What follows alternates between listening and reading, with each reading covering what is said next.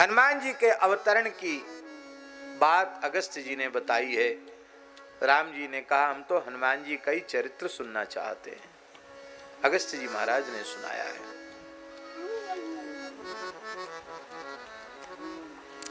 भगवान शिव के दिव्य तेज को धारण करने में कोई समर्थ नहीं थी। इस धरती की कोई देवी, कोई स्त्री समर्थ नहीं थी।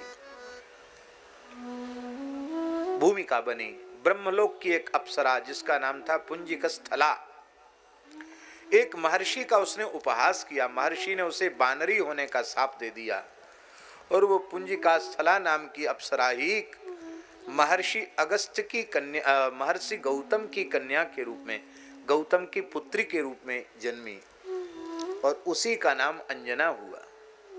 उस अंजना का विवाह वानर राज केसरी के साथ संपन्न हुआ और केसरी को भी शाप ऋषियों का लग गया था कि तुम्हारे तेज से कोई पुत्र उत्पन्न नहीं होगा, ऐसा शाप लगा था।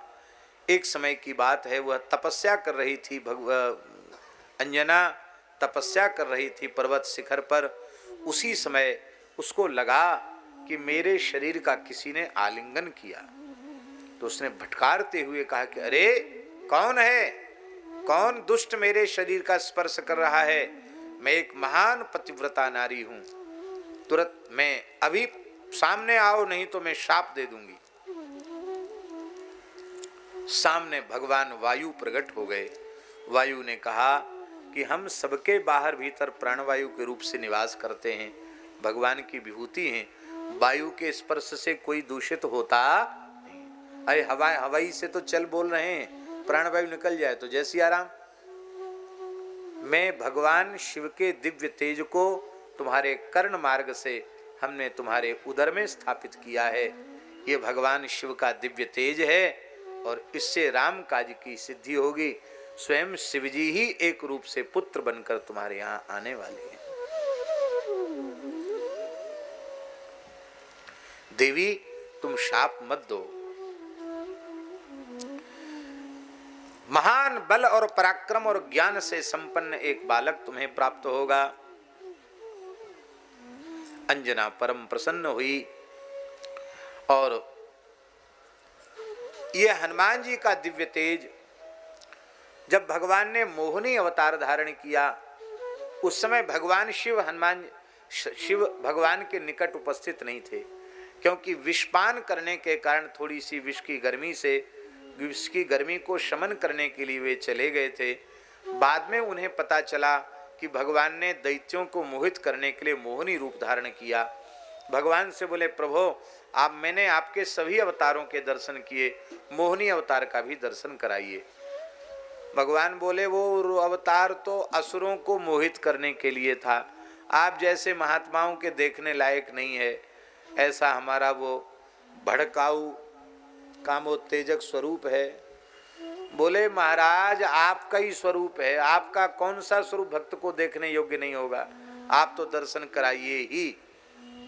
भगवान बोले भाई तुमको तो हम किसी बात के लिए इनकार कर नहीं सकते, जन कहूं कछु अदेय नहीं मोरे, पर आप धैर्य रखें, कभी अवश्य दर्शन हो जाएगा। एक बार भगवान शिव कैलाश में भगवती जगदम्बा पार्वती के सहित विराज रहे थे।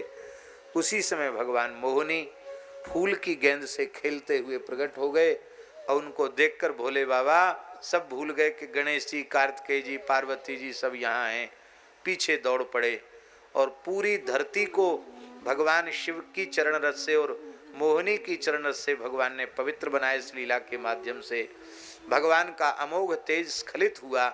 जहाँ जहाँ गिरा वहाँ हीरा, सोना, चांदी, पारा आदि की खानें प्रकट हो गईं। ये सब कार्य भगवान को कराना था।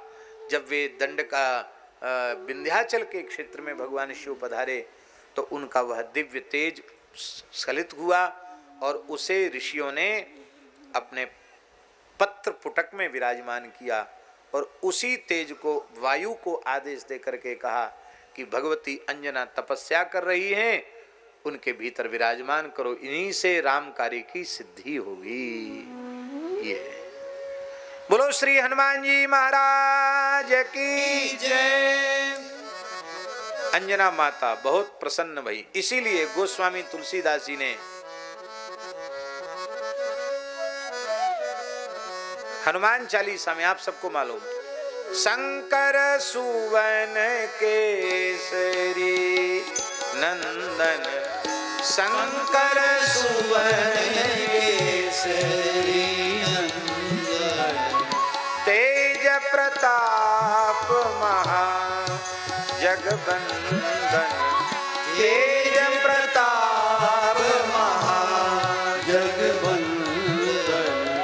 तेज प्रताप महा जगबंदन, तेज प्रताप महा जगबंदन।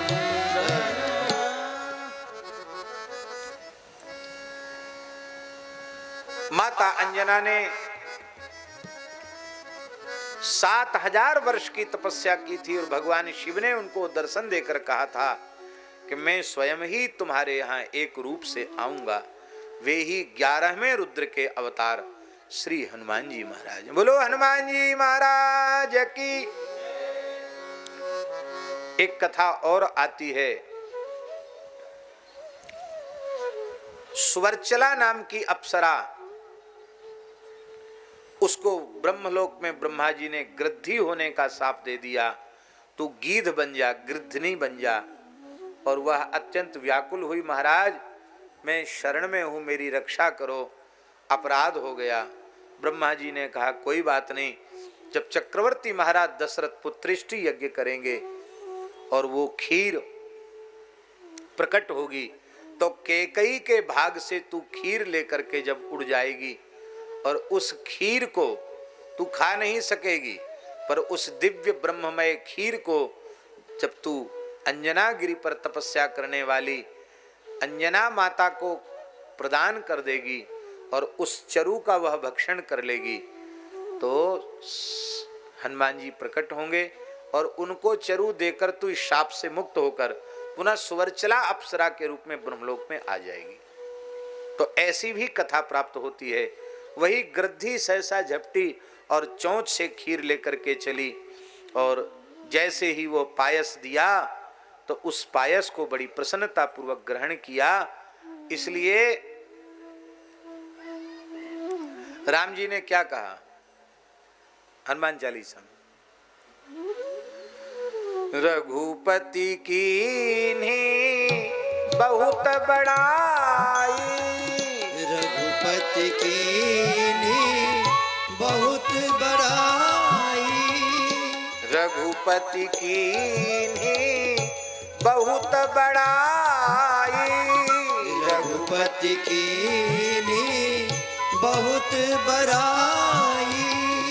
तुम मम प्रिय भरत सम भाई, तुम मम प्रिय भरत सम भाई, तुम मम प्रिय भरत सम भाई, तुम मम प्रिय भरत सम भाई।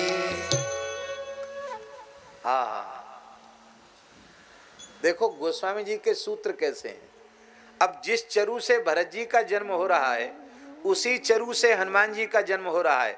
इसलिए राम जी के तुम मम प्रिय भरत सम भाई, हनुमान जी को कहते जैसे भरत जी मेरे भाई हैं तुम भी मेरे भाई ही लगते हो, क्योंकि जिस चरु से भरत जी का जन्म हुआ है उसी चरु से तुम्हारा भी जन्म हुआ है। कैसे कैसे रहस्य तुलसीदास जी के छोटे से हनुमान चालीसा में छिपे हुए हैं। भैया शरीर कौन सा उत्तम है, कौन सा उत्तम है शरीर?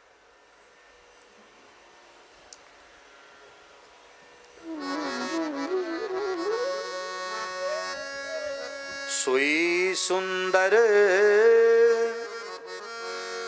सोई सुभग शरीरा,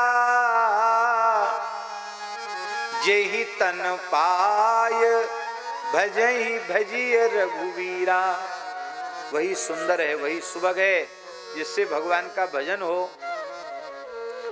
हनुमान जी का बानर का देह है, वे चाहें तो वे उस देह को न रख करके दूसरा देह अपनी इच्छा के अनुसार ग्रहण कर सकते हैं, इच्छा रूप हैं वो, लेकिन इसी शरीर से भगवान की सेवा और भगवान का भजन बना है, इसलिए इस शरीर को वे बहुत प्रेम करते हैं।